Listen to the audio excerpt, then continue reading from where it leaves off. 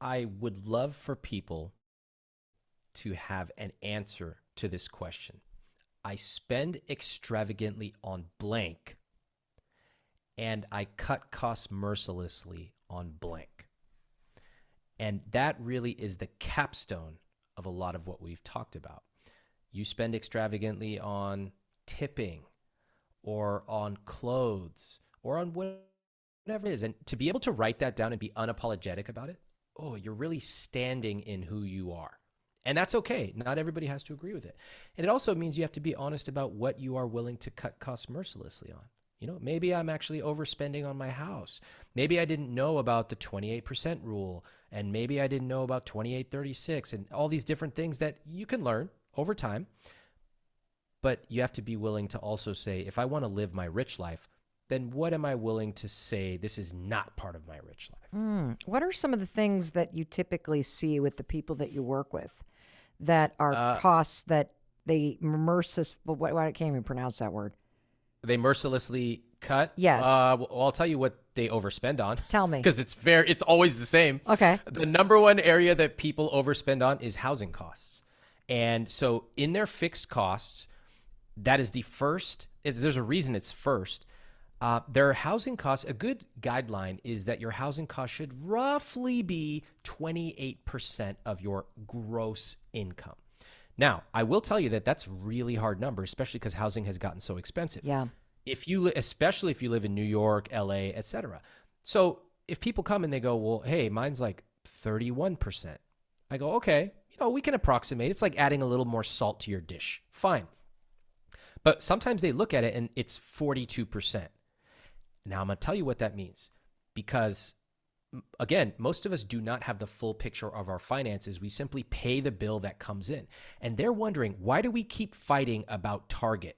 Why doesn't my husband or my wife want to go out to dinner once a year? I'm so annoyed. I go, well, I could tell you right now, it has nothing to do with Target, nothing to do with dinner out.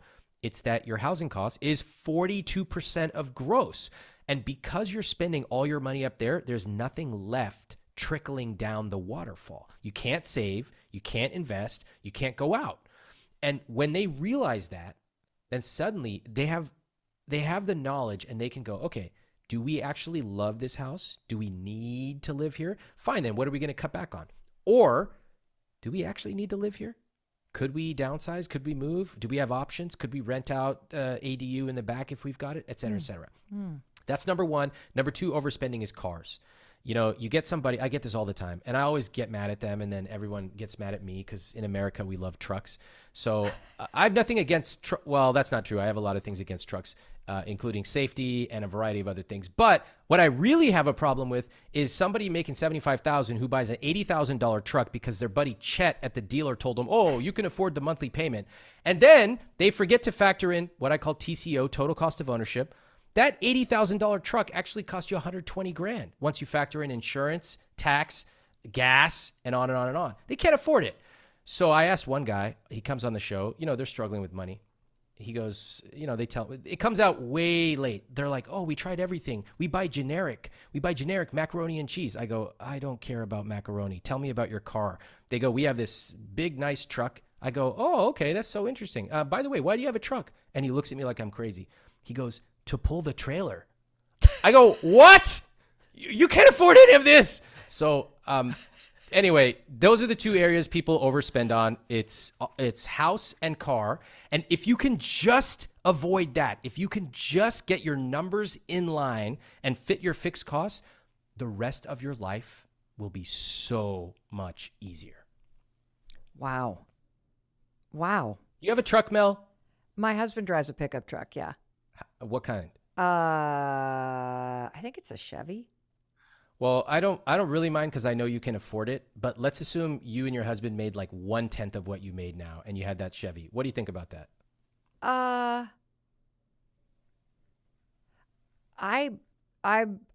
I would be.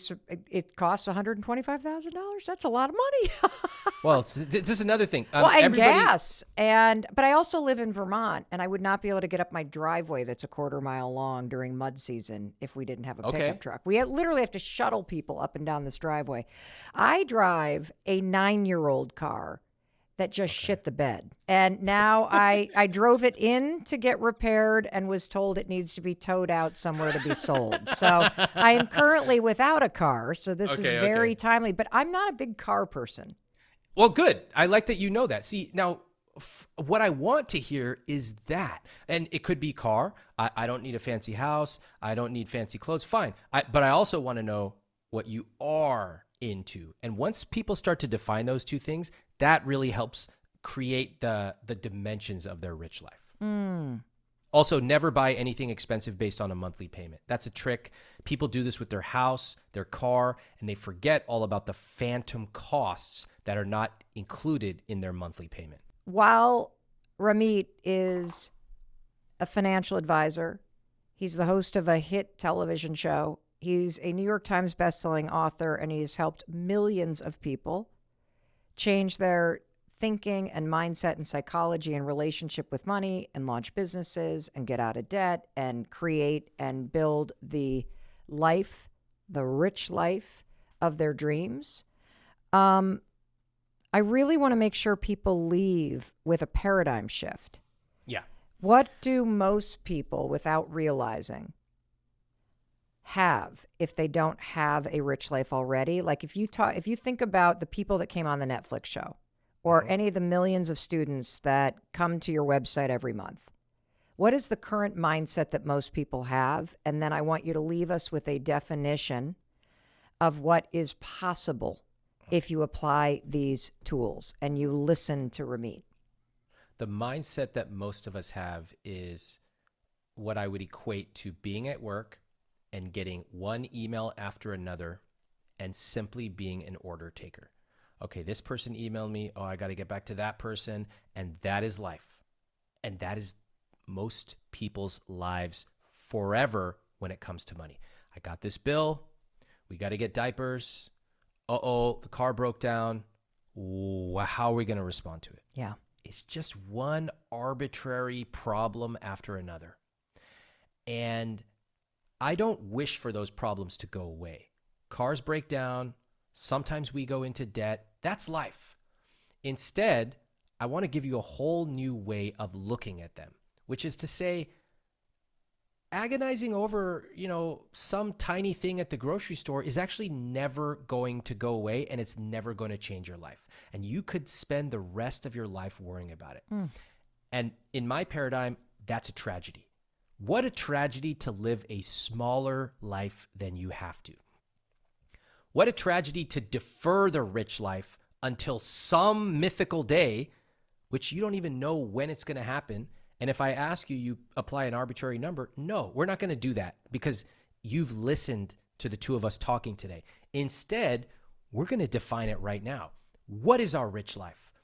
What are my money dials? What do I want to spend extravagantly on and therefore cut costs mercilessly on? And am I comfortable saying to myself and perhaps other people, I'm going to live my rich life today and an even richer life tomorrow? That's the vision I want to leave everybody with. I freaking love that. Oh my God, you're amazing. This is the, thank you. This is like, I love doing. I love seeing people's lives change when they see money in a different way. Fantastic. Because when you see it in a different way, you act differently with it. And that's why this matters. Ramit's not saying, think about a rich life and all of a sudden there'll be $1 million in your bank account. No, that's not it's what not he's fucking affirmations. saying. No. It's you got to be competent. You got to know your numbers. Absolutely. I hold people to that. But when most people think about money, they see stress and overwhelm and debt. And when I look at numbers, I see a trip to Disneyland with your kids. I see an amazing food tour in India. I see the ability to never have to look at the price when you're at a restaurant. And that is what you can get when you understand how to use money. I love this. One final question. For those people that have a mindset, I'm terrible with money, I'm bad with money, I'm never going to get out of debt. If you could drop in new programming, please tell them what they should start saying to themselves all day long about money instead. The new phrase that I want you to use is, I haven't always been great with money, but now I'm learning. It's so simple. Such a simple reframe. Just nobody's expecting you to become a multimillionaire overnight. We don't even need that. But day by day, you put a little bit of time and attention into reframing your identity. I haven't always been good, but I'm starting to learn about money now. That can be listening to this episode, listening to my podcast, watching the Netflix show. It can be putting some time during your commute to listen to the audiobook, and certainly having some conversations with a partner. Maybe saying, you know what? I realize that when we talk about money, we're always stressed out. And I don't want that for us. I actually want us to feel good about money. And I realize I've got some work to do. Absolutely. But I'd love to do it together with you. Would you be willing to do that together? That's how you reframe it. Solo and with a partner. I love that. I love that. And I want to add one more because I'm thinking about my husband. Mm-hmm. And one of the reasons why I love your reframe, I haven't always been great with money, but now I'm learning to be great with it. I love that because, as you know, those sort of mindset reframes only work if your brain accepts it as true.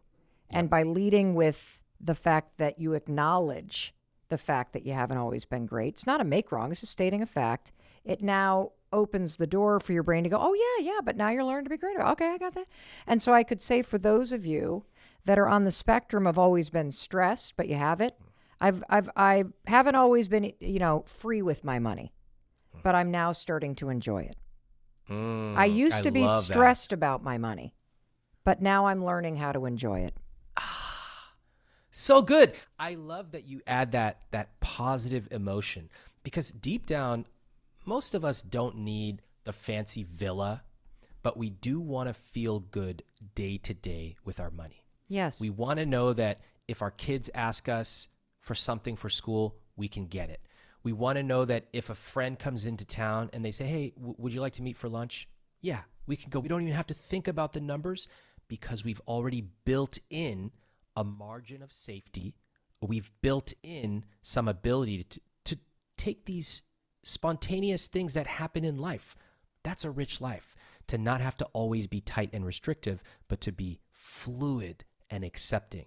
And I love the way you put that. Enjoy money. That is so good. Well, and here's the other thing that I love, if I had to put this all full circle, is that one of the things that we talk about all the time on this podcast, and you talk about it too, is the fact that we're all obsessed with getting to someplace. Like, I gotta get that beach house. I gotta get out of debt, because we presume that we're going to feel a certain way when we achieve it. And what you're offering is a very clear, simple, step-by-step roadmap that helps you change how you feel about money and how you think about money, so that as you're creating this rich life and as you're taking responsibility, you feel more freedom.